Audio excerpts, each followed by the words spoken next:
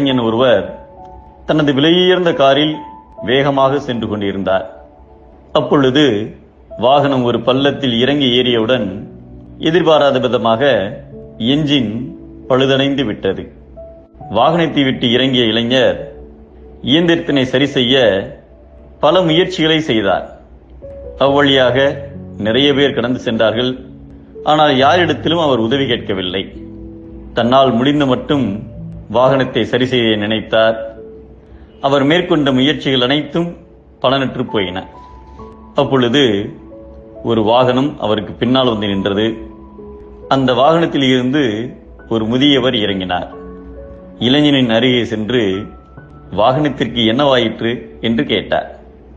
அதற்கு அந்த இளைஞன், இவரால் என்ன செய்துவிட முடியும் என்று ஏளனமாக நினைத்து வேண்டா வெறுப்பாக நடந்ததை அனைத்தையும் கூறினார். எல்லாவற்றையும் கேட்டுக்கொண்ட அந்த முதியவர் இயந்திரத்தில் ஒரு குறிப்பிட்ட பகுதியை சரி செய்ய சொன்னார்.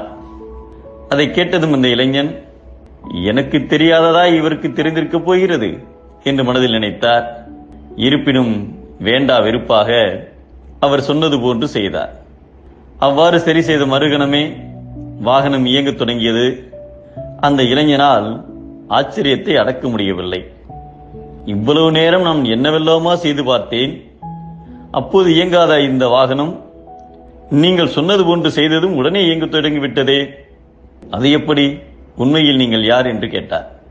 அதற்கு அந்த பெரியவர் மிகவும் பொறுமையாக, நான் தான் இந்த வாகனத்தை கண்டுபிடித்த ஹென்றி ஃபோர்டு என்றார். அவருடைய கைகளை பிடித்து தன்னுடைய நன்றியை தெரிவித்த இளைஞன் தனது செயலுக்கு அவரிடம் மன்னிப்பு கோரி விடைபெற்று சென்றார். எடுத்த செயலை முடிக்க வல்லவரின் திறமையை இகழாது இருப்பது தம்மை காப்பவர் செய்து கொள்ளும் காவல்களுக்கெல்லாம் மேலானது